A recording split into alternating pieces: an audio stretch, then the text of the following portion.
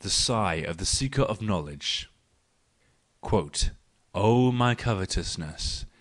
In this soul there is no disinterestedness, but an all-desiring self, which, by means of many individuals, would fain see with its own eyes, and grasp with its own hands, a self bringing back even the entire past, and wanting to lose nothing that could in any way belong to it.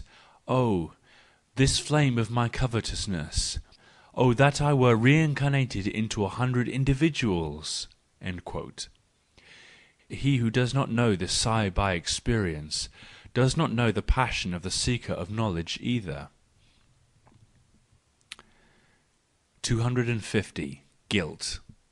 Although the most intelligent judges of the witches, and even the witches themselves, were convinced of the guilt of witchcraft, the guilt, nevertheless, was not there. So it is with all guilt. 251. Misunderstood sufferers. Great natures suffer otherwise than their worshippers imagine. They suffer most severely from the ignoble, petty emotions of certain evil moments, in short, from their doubt of their own greatness. Not, however, from the sacrifices and martyrdoms which their task requires of them. As long as Prometheus sympathizes with men, and sacrifices himself for them, he is happy and proud in himself. But on becoming envious of Zeus and of the homage which mortals pay to him, then Prometheus suffers. 252. Better to be in debt. Quote, "Better to remain in debt than to pay with money that does not bear our stamp." That is what our sovereignty prefers. 253. Always at home. One day we attain our goal, and then refer with pride to the long journeys we have made to reach it. In truth, we did not notice that we travelled. We got into the habit of thinking that we were at home in every place. 254. Against embarrassment. He who is always thoroughly occupied is rid of all embarrassment. 255. Imitators. A. What? You don't want to have imitators? B. I don't want people to do anything after me. I just want everyone to do something before me, as a pattern to himself, just as I do. A. Consequently? 256. Skinniness.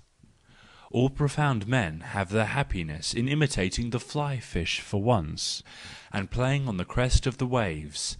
They think that what they do best of all things is their surface, their skinniness. Sit venia verbo. 257. From experience. A person often does not know how rich he is, until he learns from experience what rich men even play the thief on him. 258. The deniers of chance. No conquerors believe in chance. 259. From paradise. Good and evil are God's prejudices, said the serpent. 260. 1 times 1. One only is always in the wrong, but with two truth begins. One only cannot prove himself right, but two are already beyond refutation. 261. Originality. What is originality?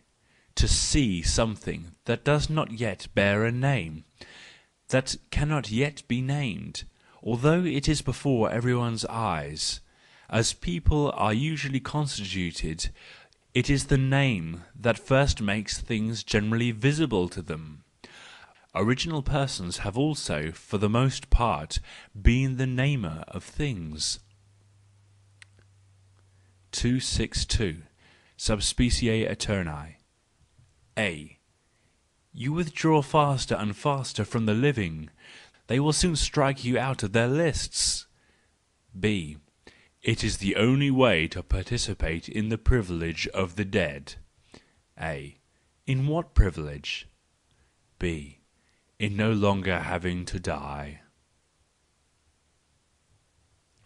263. Without vanity. When we love, we want our defects to remain concealed, not out of vanity, but lest the person loved should suffer therefrom. Indeed, the lover would like to appear as a god, and not out of vanity either. 264. What we do. What we do is never understood, but only praised and blamed. 265. Ultimate skepticism. But what after all are man's truths? They are his irrefutable errors.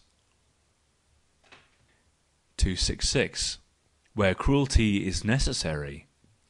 He who is great is cruel to his second-rate virtues and judgments. 267. With a high aim. With a high aim, a person is superior even to justice, and not only to his deeds and judges. 268. What makes heroic? To face simultaneously one's greatest sufferings and one's highest hope.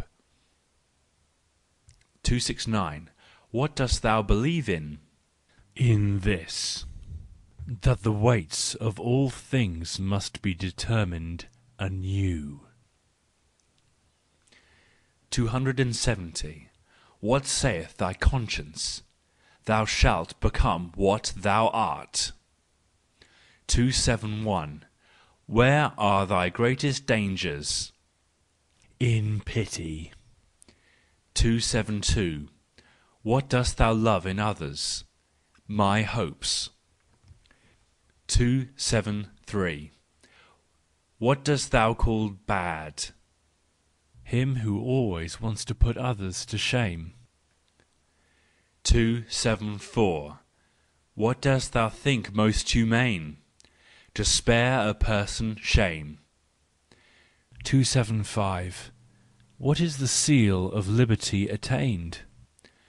To be no longer ashamed of oneself. End of Book 3rd.